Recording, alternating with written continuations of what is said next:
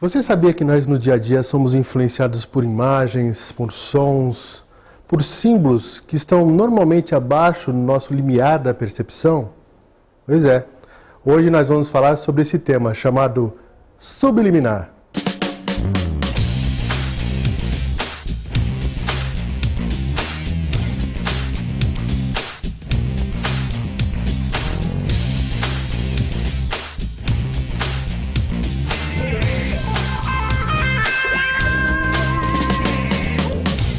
Olá, eu sou Paulo Queija e nós estamos no ar com o programa Talentos em Foco mais uma vez. E o tema dessa semana vai ser subliminar. Fiquem aí ligadinho porque esse assunto é muito interessante e nós estamos aqui com Flávio Calazans. Eu vou dizer que ele é o maior especialista no Brasil desse assunto. É segredo, tá? Mas ele veio aqui para estar aqui conosco e falar sobre um assunto tão polêmico, diverso e talvez até você não saiba nem o que a gente está falando, mas você vai entender bem o que significa isso. Seja bem-vindo, Flávio. Muito obrigado pelo convite. É um prazer tê-lo aqui conosco. Igualmente. Né? É bom que o Flávio também está próximo aqui, ele é da nossa região e ele tem trabalhos acadêmicos, ele estuda bastante tempo sobre esse tema, né? E aí eu vou pedir para você falar um pouquinho, primeiro, porque é uma pergunta importante. Por que você se interessou em estudar subliminar? Bom, Paulo, eu sempre fui desenhista, eu sempre gostei de artes, então, pesquisando arte, você começa a perceber que existem algumas mensagens que são passadas em gestos, em símbolos, em cores, em formas, em trajes, e que isso daí acaba influenciando as pessoas sem que elas percebam claramente que são influenciadas. Então isso me aproximou do tema, me interessei pelo tema e descobri que na mídia isso é muito mais complexo do que na relação interpessoal, muito mais bem planejado, muito mais estudado. Entra desde a imagem corporativa de uma empresa, um logotipo, até treinamento de imagem pessoal, como os políticos fazem. Então aproveita e já explica, começa a explicar pra gente o que é subliminar. Sub seria abaixo de, limiar é um limite de percepção. Então quando nós estamos olhando para alguém ou falando com alguém, nós estamos prestando atenção em alguma coisa, como por exemplo uma sobrancelha que se mexe, uma expressão facial, e você pode não estar percebendo alguma outra coisa, como algum símbolo, um símbolo de uma organização religiosa ou de uma empresa que esteja no logotipo, que esteja na roupa, que esteja ou no fundo em algum lugar, como a imagem do programa, o logotipo do programa atrás. Então isso acaba entrando inconscientemente, como se fosse de contrabando ou não propositalmente, do ponto de vista de quem recebe a mensagem, no inconsciente. E essas imagens vão como se fosse num conta-gota, elas vão aos poucos criando uma predisposição a um comportamento, que pode ser favorável ou desfavorável, dependendo de quem construiu a identidade, quem construiu essa imagem. Por isso que quando a gente, por exemplo, falando de propaganda, né, que aliás a sua grande especialidade é essa, mas porque a gente ouve às vezes uma música, a gente vê uma imagem, uma forma de escrita, você já lembra de um produto quando você olha isso, né? Então isso já está incutido no nosso inconsciente já, né? Sim, quando a gente tem um jingle é aquela musiquinha de um produto, né? Quando você tem um jingle, basta que você ouça a música, mesmo sem a letra, que você vai associar ao produto, ou no caso de um político. Lembra um jingle famoso que era aquele Ei, Mael? Se você lembra só a musiquinha, você já vai imaginando as palavras, vai completando. Isso é na Gestalt, um tipo de psicologia, chama lei da completitude. Então, os subliminares usam essas técnicas para fazer com que você tenha um envolvimento com o produto, ou com a mensagem, ou com a institucional. Eu não sei se ficaria bem claro assim, né? Nós vamos explicando aqui. E aí você começou a fazer esse estudo e tal. Você pode falar um pouquinho, que você me disse sobre a questão da influência no cérebro, como é que funciona isso? O subliminar, ele entra pra gente, como é que ele é registrado conosco aí? Eu desenvolvi academicamente um mestrado, um doutorado na USP, essa coisa toda de carreira acadêmica, e a base disso tudo eu denominei como biomediologia. Seria como que a mídia afeta a nossa biologia. Por exemplo, teve um jingle, uma musiquinha de um produto, de um carro, em 1972, feito pelo Zé Rodrigues, que ele tinha um pulso, um ritmo de batida, de 72 por minuto. Esse ritmo é o ritmo do coração da mãe quando está amamentando a criança. Então isso te dá uma sensação, para quem está ouvindo a musiquinha, vendo o carro andando com tranquilidade, com um campo atrás, florido, dá a sensação de segurança, de bem-estar, de que você está seguro, que era o que eles queriam passar para aquele produto, que era a época de acidentes de carro, muita gente se machucando. Então você tem, através do som, a criação de uma sensação e a pessoa fica condicionada, fica associando, fica relacionando aquela sensação com aquele produto. E isso acaba atingindo o objetivo de mercado, o objetivo de público. Ok. Isso aí você está falando da questão do som, quer dizer, o som quando ele entra, quando você deu o exemplo no comecinho aí sobre a imagem que está por trás, ou está pequenininha, né? E como é que funciona esse registro? Então, por exemplo, a questão de, vamos falar da imagem, por exemplo, das cores. Como é que funciona isso aí no registro nosso? Aí, vamos lá. As cores são padrões de onda, padrões de frequência. Então, quando você tem um vermelho, você tem um tipo de onda que vai te causar um batimento cardíaco acelerado, aumento de pressão arterial, liberação de alguns produtos, algumas substâncias químicas do corpo, como adrenalina das suprarrenais, das glândulas, que vai te acelerar. Então, por exemplo, são famosos esses exemplos, redes de fast food, de comida rápida, eles querem que você entre, come e saia para que outra pessoa entre. Então, eles trabalham na velocidade, por isso que é fast food, comida rápida. Repara que a maioria dessas redes coloca a cor vermelha porque ela vai acelerar você. E muitas delas ainda têm a sofisticação de colocar um laranja. O amarelo com o vermelho, que estão contidos na vibração do laranja, afetam algumas glândulas do estômago, do pâncreas, da vesícula, que aumentam a tua fome, o desejo de comer. Então isso aumenta o desejo de comer. Você entrar para comer um sanduíche, você acaba pedindo sanduíche, a batata frita, o milkshake e mais 10 acompanhamentos que tem lá. E quando você vai comer, o vermelho te acelera e você acaba saindo mais rápido. Então você tem esses objetivos. A mesma coisa, se você, numa situação de cores, de um restaurante, né, esse mesmo exemplo, se você colocar azul, você vai relaxar e diminuir o tempo dessas pessoas. Se você colocar um verde, você vai atrair vegetariano. Se você colocar um roxo, você dá a sensação de carne apodrecida. Quer dizer, são imagens e cores que vão criar uma imagem favorável ou desfavorável, dependendo de como elas forem orquestradas, como elas forem combinadas. Que é todo um trabalho, como se fosse paginação, como se fosse... Como a mulher se prepara para sair, que ela pega um sapato, quem é casado deve ter visto isso já. Ela escolhendo um sapato, depois uma saia, depois uma blusa, e aquela coisa que demora horas, e zera tudo e volta a vestir de novo, porque quer usar aquela bolsa que não combina com o sapato. É mais ou menos o que a mulher faz instintivamente mais ou menos, né, no corpo dela, é o que a gente faz com as empresas. Você cria uma identidade visual, uma identidade cromática, que a gente chama de cores, né? Uma identidade gestáltica, de formas, de símbolos, semiótica nos símbolos. Tem um monte de termos difíceis para dizer isso, mas você cria uma estrutura coerente, onde a música diz a mesma coisa que a cor, que é a mesma coisa que a forma. Uma letra pontiaguda te dá uma sensação de agressividade. Se uma letra gótica vai dar uma sensação de tradicional. Então, se o seu banco quer ser dinâmico, agressivo e ao mesmo tempo passar a tradição, ele vai usar um gótico itálico. E assim por diante, claro que aquela letra inclinada. Então você tem regras de como fazer, desde a letrinha que você vai usar no produto, até as cores que vão estar no logotipo, do uniforme do funcionário, nos veículos, até o jingle, até a música que vai estar atrás. Então, aproveitando as cores aí, você falou que a percepção do homem e da mulher é diferente. A gente podia pegar a segunda imagem que nós temos aí, que tem aquela croma aqui, né, as cores diferentes. Depois coloca, por exemplo, aí mostra a imagem para vocês, a percepção que a mulher tem e que o homem tem, quer dizer que os homens não veem quase nada das cores? Reparando, olhando bem a imagem, repara que o homem está meio confuso, o homem à direita, a mulher está à esquerda. Repara a quantidade de cores que existem do lado dela e a quantidade de cores que existem do lado dele. Ele vai pegar um padrão de vermelhos até o que a mulher chama laranja, e vai considerar aquilo vermelho. Ele vai pegar um padrão que ela considera púrpura, violeta, roxo, lilás, e ele vai considerar tudo roxo. E assim por diante. Vê que as questões do amarelo até chegar no verde, ele também vê as chaves, tem as cores, né? É um padrão só. O cérebro da mulher, ele vai... existe uma espécie, nos dois hemisférios do cérebro, uma espécie de bandejinha que chama corpo caloso. Estaria na imagem... Na imagem anterior. Passa a imagem primeira para a gente, vai mostrar para a gente como é que é isso. Repara, ali onde está o número 2... são os dois hemisférios do cérebro. Ali existe uma espécie de bandeja, que é o corpo caloso, que nos homens ele vai afinando para frente. Nas mulheres ele se mantém grosso, como se fosse uma bandeja grossa. E o homem fosse uma bandeja, uma colherzinha que vai afinando. Isso quer dizer que a mulher faz mais ligações por nanosegundo, por fração de segundo, do que o homem. A mulher consegue olhar para uma outra. Se uma mulher está numa sala e uma outra abre a porta, desculpa, e sai... A outra mulher vai poder dizer se o sapato combinava com a blusa, se o sapato Prada era do ano passado ou desse ano. Ela vai saber dizer se a fivela do cinto está combinando, enquanto que o homem vai dizer, era loira. Então, a percepção é totalmente diferente, porque há tempo para ela processar isso. Meu Deus do céu! E aí a gente depois vai falar um pouquinho mais sobre isso, mas e aí vem uma pergunta que a gente vai responder mais no nosso próximo bloco, que é assim, então as mulheres podem fazer mais coisas ao mesmo tempo que os homens fazem? Será que as mulheres são mais competentes que os homens? Aí vejam a minha cara, meu Deus! A gente volta já já.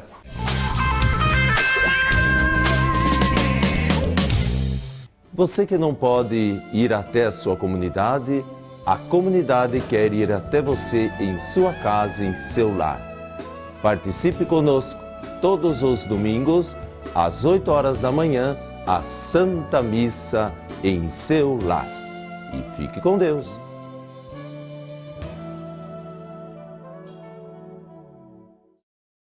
Se você quer algo diferente e está por dentro de tudo que acontece em sua cidade, mande dicas, sugestões de pauta pela nossa fanpage, facebook.com/tvcom.santos. Interaja com a programação da sua TV Com. TV Com, interagindo com você. A ACD, através de doações e contribuições, oferece tratamento para as crianças com deficiência física, resgatando sua dignidade, autoestima e esperança. Infelizmente, ainda existem muitas outras crianças esperando por atendimento e uma vida melhor. E é nessa parte que entra você.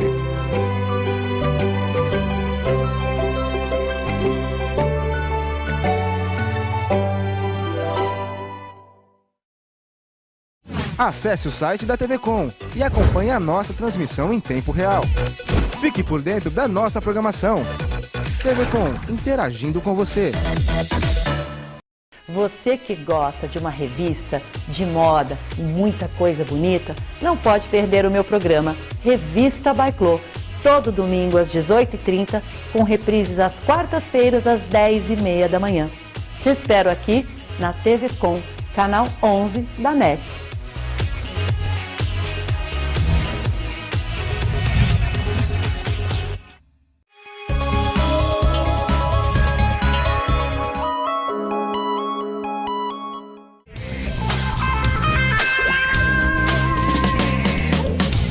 Voltamos para o programa Talentos em Foco. Estamos aqui com Flávio Calazans, ele que é escritor, e estamos falando sobre subliminar. No primeiro bloco falamos bastante sobre propaganda subliminar, e aí você terminou o bloco falando sobre a influência, como é que a mulher e o homem veem as cores, e na verdade não só as cores, mas percebem as coisas.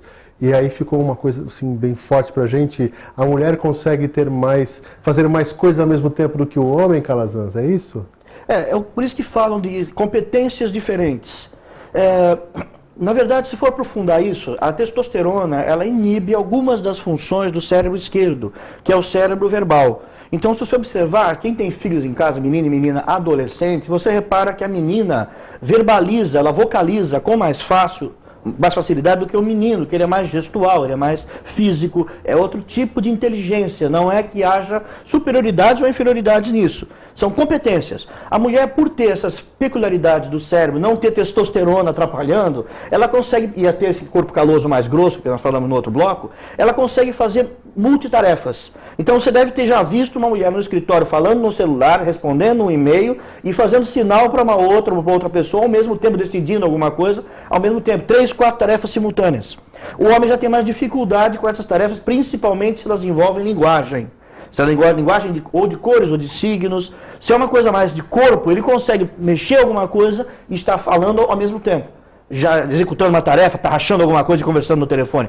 Já se forem tarefas do mesmo padrão, ele vai ter dificuldade, a mulher vai ter mais facilidades. Então isso aí define também dentro de uma empresa as competências. Por isso que algumas competências que exigem um tipo de concentração motora, como piloto de avião, piloto de helicóptero, piloto supersônico, são mais fáceis para as competências masculinas.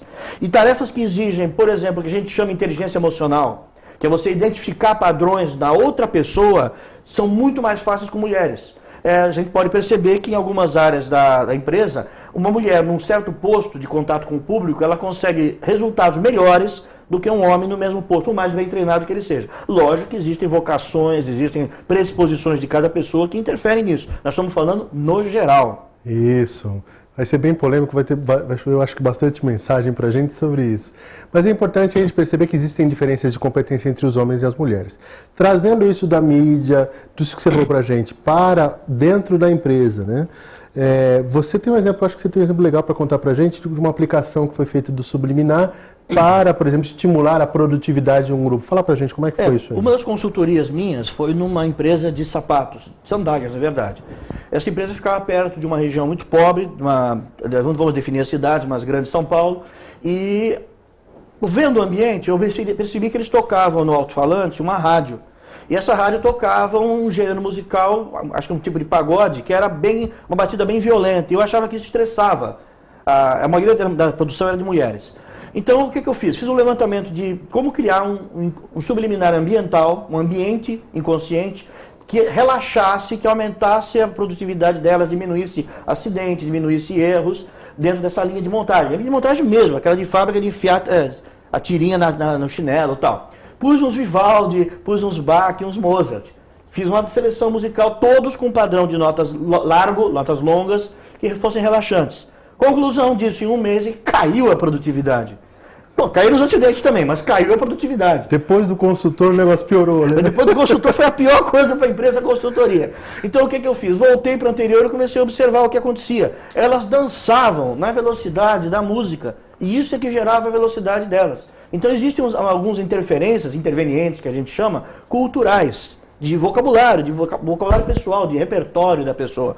E isso aí tem que ser levado em consideração, porque se você pegar só as teorias, elas são muito bonitas, mas entra numa questão de uma partitura musical de um Vivaldi, de um Mozart, ela tem umas camadas, principalmente o Mozart, que são várias camadas de som, que o ouvido dela não está acostumado daquele público-alvo, vamos dizer. Então, na verdade, você seguindo o que elas querem, e você introduzindo uma segunda camada de som, que aí fica mesmo subliminar, você pode tocar um Vivaldi, mas muito baixinho, contínuo. E você coloca o programa que elas gostam de ouvir, o tipo de pagode, de batidão que elas querem ouvir, ou seja, um rock, se for adolescente, ou no caso delas, um pagode, e você vai conseguir que elas se sintam bem no ambiente e, ao mesmo tempo, tentar reduzir o acidente de trabalho através de uma música em segunda camada. Um background, que a gente chama um fundo musical. E aí nesse caso aí, eu tenho um exemplo interessante, não me lembro qual era a empresa, mas uma empresa pintou o banheiro de vermelho, né?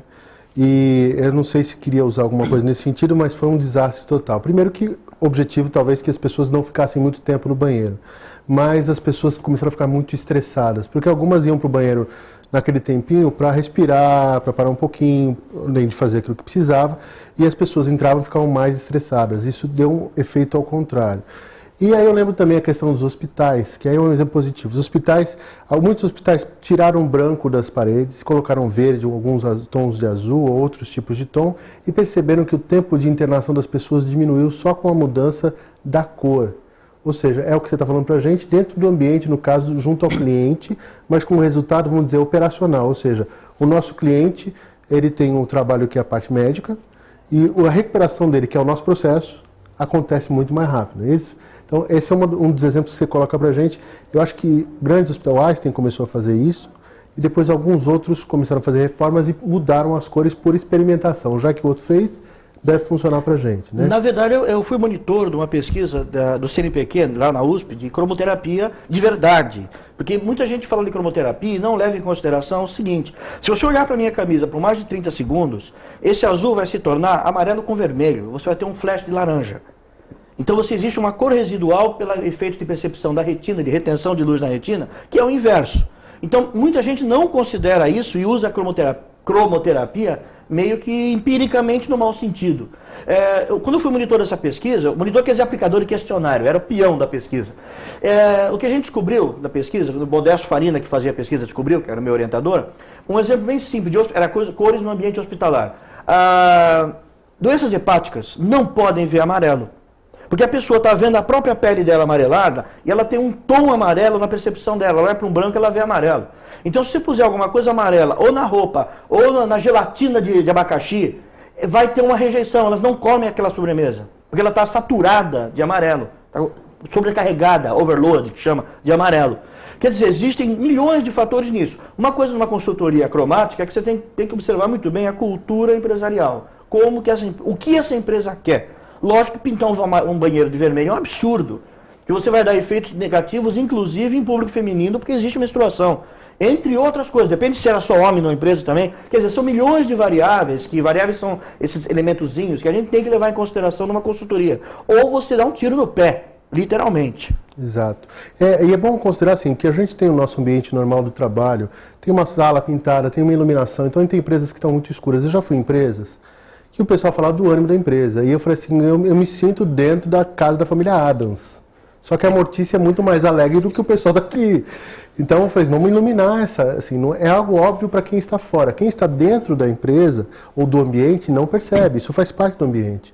Eu já fui em restaurante, por exemplo, que isso também é básico de marketing, onde a comida não era bem iluminada, então as pessoas não valorizavam o tom era muito murcho da comida, então isso subliminarmente diminuía o apetite, não aumentava a questão de ser palatável a comida, né? E aí tem um outro ponto legal que é a questão do cheiro, né? Tanto usado na parte do marketing, como o que acontece dentro da empresa. Aí pensando, meus amigos da empresa, começa a prestar atenção. E aí eu falo para o empresário, para os gerentes, para os líderes, o que você olha, entra da sua empresa um pouquinho de uma outra posição, vê as cores das paredes, as posições que as pessoas estão, né? Pessoas que estão, por exemplo, tendo muito conflito, estão uma em frente à outra, né? Isso também é uma questão subliminar de enfrentamento. Então preste atenção nesse tipo de coisa para vocês poderem começar a harmonizar o ambiente de vocês. E claro, se vocês acharem necessário, chama um consultor, algum profissional para te ajudar. Mas o subliminar, então, ele não entra só no visual, ou seja, na cor, e não só no som, mas também na questão postural, na questão física, não é isso? Sim, isso a gente chama cinésica, que é a semiótica do gesto, e existe uma outra área que é a prosêmia, que é a semiótica do espaço. Quando eu estou conversando com uma pessoa, a distância que eu fico dela diz a minha intimidade. Quem está em terceiro lugar olhando, você percebe que eu e o Paulo somos amigos porque a gente está conversando próximo. Se eu tenho uma relação distante com ele, eu vou estar distante dele. Se você abrir o plano geral e a gente olhar, se eu estou conversando com ele assim né? E ele assim, o que você está dizendo para você que está olhando aí? Os caras se detestam, está fugindo do outro. Agora, se eles conversam, um apontando para o outro, há uma sensação de proximidade. Isso seria a prosêmia, é o espaço, e a cinésica seria o gesto. Se os meus gestos são agressivos, lógico que eu estou em confronto com ele. Se meus gestos são mais conjunto, de apaziguadores, quer dizer, uma terceira pessoa tirando o som dessa entrevista e vendo o gesto da gente, você percebe como eu estou construindo o meu pensamento, ou como eu estou hesitando em falar alguma coisa pelo tom e pelo gesto. Isso aí é muito fácil, é o coaching, né? É muito fácil você treinar uma pessoa, no caso que tem uma imagem pública, a não fazer isso. Ou um gerente a se lidar, a trabalhar com os seus subordinados, sem que ele crie esse mal-estar. Os subliminares, no meu livro eu tenho uma tabela que mostra, partindo da, como eu falei, biomediologia, partindo dos órgãos sensoriais. Olho, ouvido, nariz, tato. E tudo isso é passível de você passar uma mensagem. Quem produz graficamente papel sabe que o tipo de textura, um craft vai te dar uma aspereza, um coucher vai te dar uma textura, um papel offset vai ser mais liso. Isso é meio chatinho de falar para quem não conhece, mas você pode passar sensações táteis. E muitas empresas estão investindo no marketing olfativo, que é como você trabalhar a imagem empresarial através de cheiros particulares. Tem pulverizadores que são colocados, é um troço bem técnico, bem até chato, mas é o futuro. Futuramente nós vamos ter mais e mais essas técnicas, que menos e menos nós vamos estar conscientes que estamos recebendo, e elas vão vir de todos os lados, não só numa música ambiente, numa cor, mas até no olfato, no tato, no paladar e outros sentidos. E aproveitando que você falou do livro, eu quero mostrar para vocês que essa é a indicação da semana do livro, que é o livro do Calazans, né, que é propaganda subliminar multimídia.